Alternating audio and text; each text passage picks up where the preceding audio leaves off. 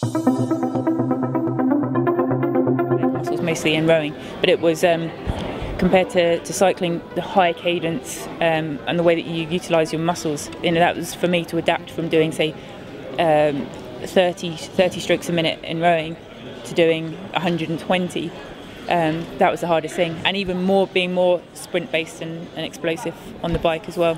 And did you at all, I mean, in the training, so you decide to go on this journey and you're working your way towards Ironman, did you get frustrated and bored in your training? I mean, because you're used to sort of instant results in a way. No, that's the point. I'm not used to instant results, and that's it. That's from starting at quite a low level and building and building and building. And so to replicate those models that I've been through twice with rowing and cycling and do it for the Ironman as well, almost means I've kind of jumped in because I know that I've got that process and that mentality, that even thinking, okay, well, I'm nowhere near achieving that target. I wasn't back in January, February, nowhere near, but knowing that it's about those processes. So, using all that experience that I've had, and also kind of not putting any restrictions on myself. I've achieved more than I ever thought I could do when in both rowing and cycling. So I know now it's almost like you shouldn't restrict yourself on. It's self-restricting, isn't it? Yeah. If you say that you can't do something, but to have the attitude of, well, what can I do? That's how it's been for me for the Ironman. It's like this, I could totally fail, like absolutely no way complete the Ironman. But I prefer to do that than to put restrictions on and say, well, I'm not going to enter because I'm never going to be able to do that. One of the hardest parts about Ironman that a lot of athletes say, the pros, age groupers alike, is the training. Yeah. And one pro's even said that race day is like rest day. Yeah. Have you enjoyed the journey so far? Yeah, and that's what's been so special about this particular this journey, I suppose, is that it has been more enjoyable because the pressure isn't as much. It's not so dependent on having to get that result at the end of a gold medal, and having thrown your whole life into it. For me, this is now just a part of my life. I'm not full-time training. I'm integrating it. I'm coaching and training myself. So I'm not having to stand up there, like get on the start line and represent someone else that I've been working with or who's given up all their time, or representing a team. It's just about getting onto the start line, thousands of other people, all abilities, having gone through that same process of all the hours and hours of training. And that's kind of what I've been able to use as well, is that experience of day in, day out training and slogging it out. And then tomorrow, when it's going to be just keep going and keep going.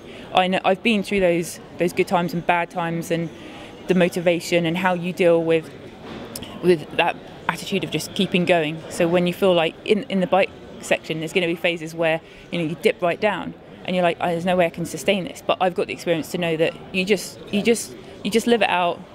Strategies and little things that I do to either zone out or to zone back in and really focus. And so all of that's so automatic to me. Yeah.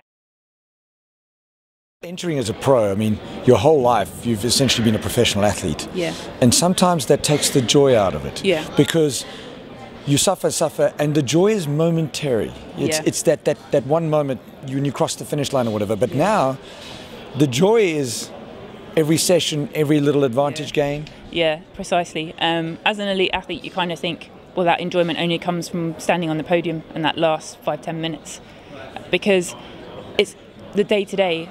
You can enjoy it, but it's almost like you can always be better. It's never good enough. Whereas for me, it's just like I make improvements and I go, well, that's going to be good enough. That'll get me through. I want to be better because I'm competitive and I want to get more out of myself. But it's not. It's no big deal. It doesn't matter. If it takes me 2 hours to get through the swim, it takes me 2 hours to get through the swim. If I do it in an hour, brilliant. Then it's taking that pressure off, isn't it? And it's not the be-all and end-all. I'm going to ask you to put it on the line. There's no ways, and I won't believe for a second if you say you don't have a time goal in mind, because being the kind of athlete you are, you've had to set yourself a goal because that's what motivates you. Yep. This won't be shared before you're finished, but I'd like to know from you, in your own words, what is your goal besides just finishing on Sunday? It's a hard one to answer, because every time I've made improvements over the last 7 months, well, with that I always I move that target. Realistically, it's difficult. It's difficult to tell because I just don't know by stringing them together. I haven't had that experience. I've done one half Ironman, but in terms of anything else, like for example, I'm going to be running 10 miles longer than the longest run I've ever done. So all of these are all completely unknown. So I would say, at absolute worst, I think I can do. But because I'm not certain of pacing, like when I've gone out and trained or ridden a course. It's, I've got an idea of what I might be able to sustain, but I don't know from the taper that I've had over the last week or so, what will come, what's within me over that length of endurance when it comes to competition, just how the knock-on effect of going through that 3.8k swim onto the bike, I just don't know. But I would say that within that range, there's capabilities, I think, of it coming. So I've got that. I've got that big gulf that I don't know where I'm going to end up. But I lied when I said last question because I've just thought of another one. Lots of titles, national titles, world titles, an Olympic silver, an Olympic gold. But one never stops learning.